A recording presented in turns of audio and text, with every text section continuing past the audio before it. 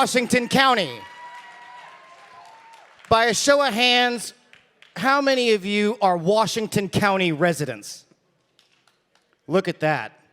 As I told you before, I'm from Washington, D.C., and I watched as a lot of my colleagues from ACU and CPAC did a recent court ruling from Judge Stickman. And I'm going to bring out two of your Washington County commissioners, folks. Diana Irie Vaughn and Nick Sherman.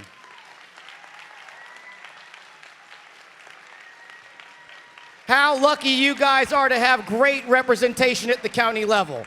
Real courage these two commissioners have exhibited on your behalf.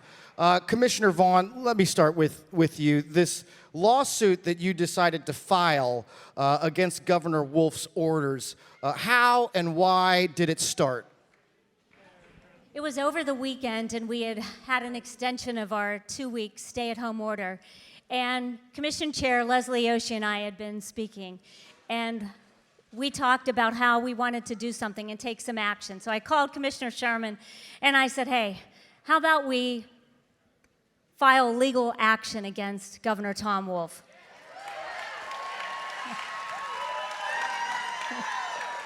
I said yes. So we filed on the legal theories of his orders being unconstitutional. And the legal theories that we filed on were upheld. The violation of the ability to assemble. These restrictions did not allow us to assemble. They didn't even allow us to leave our homes and move about as freely as we wish. That's number one. The second was Equal Protection Clause, picking winners and losers of our businesses, closing the local furniture store, but allowing the big box retail stores to sell furniture and you to go purchase that furniture there. And the third was due process of law. 10 times they changed the criteria for essential and non-essential businesses, 10 times, but never was there a definition of what was essential and what was non-essential. They slowed the process when you were allowed to file an appeal, and when they were overwhelmed, they closed the process. And Governor Wolf did not even follow his own orders. He participated in assemblies that were far beyond 25 people. He did not social distance, and he did not wear a mask.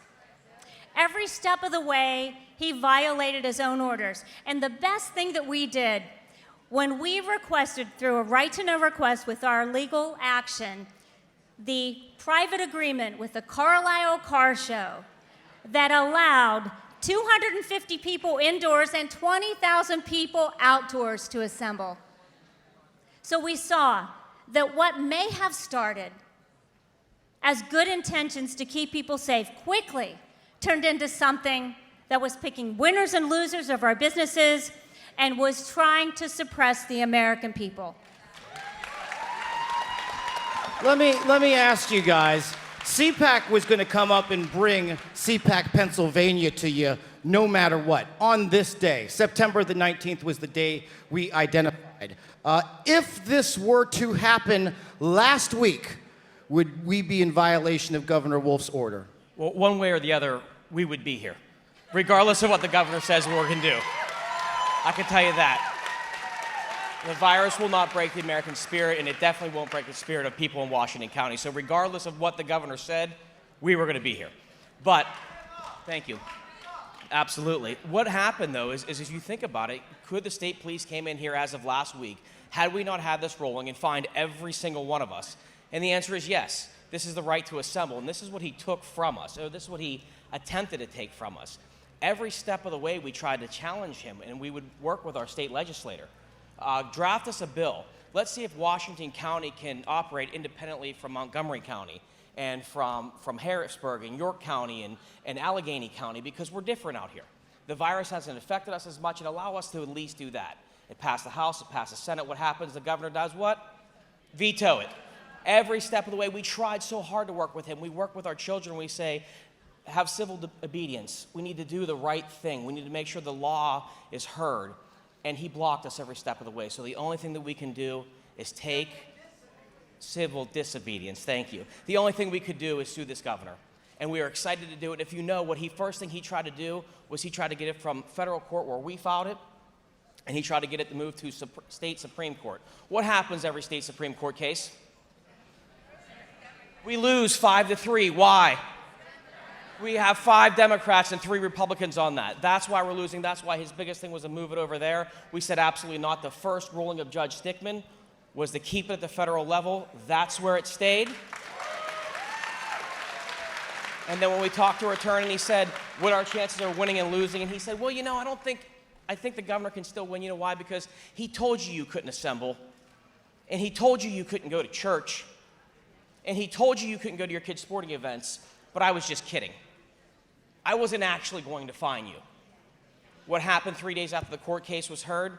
We saw somewhere in York County that a state trooper fined someone. We got you. We filed a motion to have that language introduced in the court case, and then he said also everyone's being treated arbitrarily. I'm essentially just not letting anyone do anything. As my colleague said here, that we had the Carlo Carr show, that allowed us to say that they're not acting arbitrarily and capriciously. This opened the floodgate, and we saw as of on Monday that they ruled in our favor in federal court, and the governor was being unconstitutional. The Constitution lives, folks. It still matters. It still matters. That's County Commissioner Nick Sherman. Commissioner Vaughn, let me ask you one question, and then you take us home. Your courage, your guys' desire to go out there and file this lawsuit and to win it has given hope to so many small business owners that have been told to shut down, that are at 25% capacity, and maybe next week if Wolf will tell you can get to 50, and maybe you'll go back down to 25 once it gets cold again, and who knows what's going to happen in Halloween. Well, and you've provided, from a government leadership perspective, hope to people that are in desperate need of it, to get back to work, to earn for their families. What would you say to those small business owners here in Washington County who need a little more hope, who need to reopen even further, who need the freedom to be able to run their businesses as they see fit? I'm so grateful to the people of Washington County because they elected 2 Republicans for the first time in many, many years.